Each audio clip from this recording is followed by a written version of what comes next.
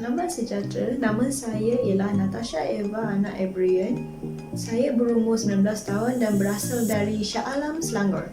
Saya merupakan anak yang pertama antara 3 orang adik-beradik.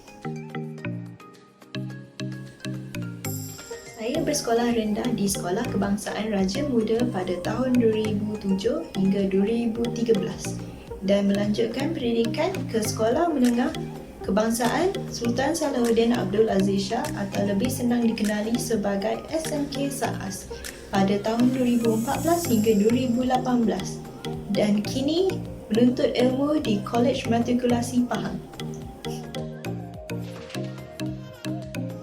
Pencapaian akademik yang saya perolehi semasa UPSR adalah 2A dan 3B.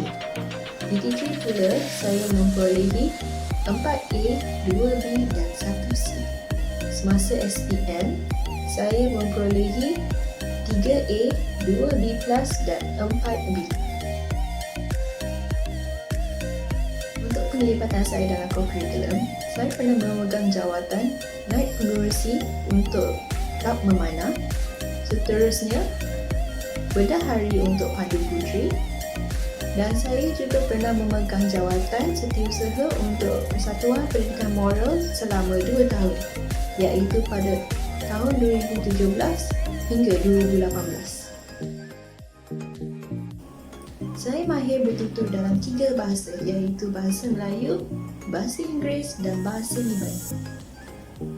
Selain itu, saya berkemahiran dalam menguruskan masa, bekerjasama dengan orang ramai dan berkemampuan untuk bekerja bawah tekanan.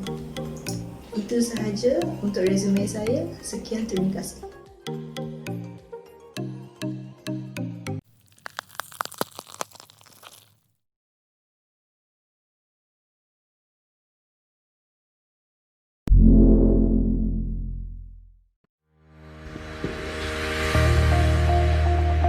Badan Kehakiman.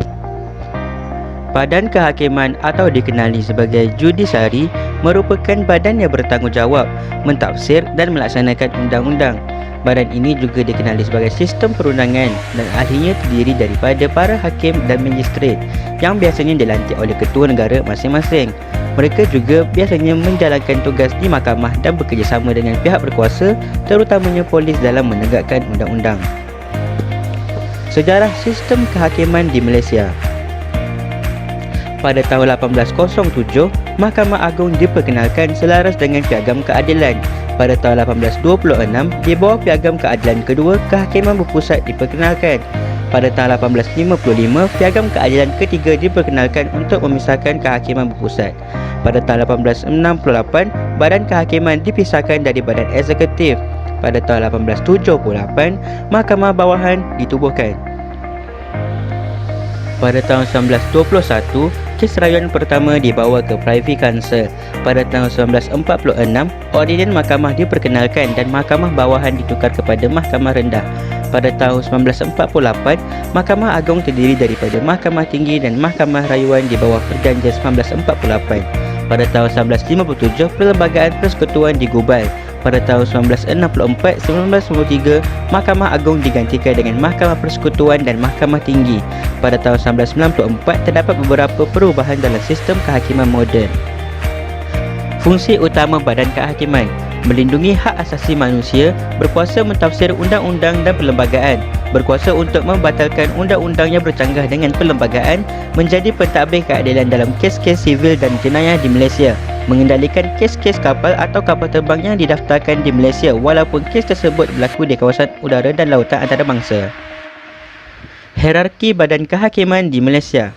Badan Kehakiman di Malaysia terdiri daripada Mahkamah Persekutuan, Mahkamah KAS, Mahkamah Rayuan, Mahkamah Tinggi Malaya, Mahkamah Tinggi Sabah dan Sarawak, Mahkamah Seksyen dan Mahkamah Magistrate.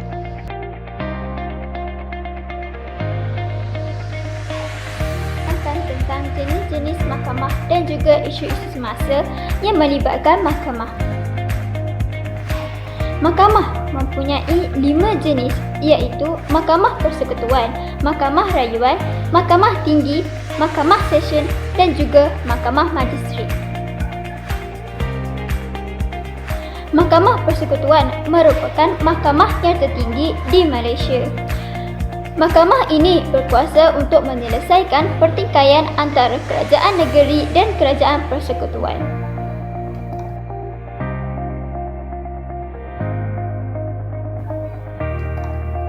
Seterusnya, Mahkamah Rayuan. Mahkamah ini membicarakan kes rayuan bagi kes jenayah sahaja. Jika dibenarkan oleh Mahkamah Rayuan, kes sivil boleh dibicarakan jika nilainya tidak kurang daripada RM250,000 Malaysia.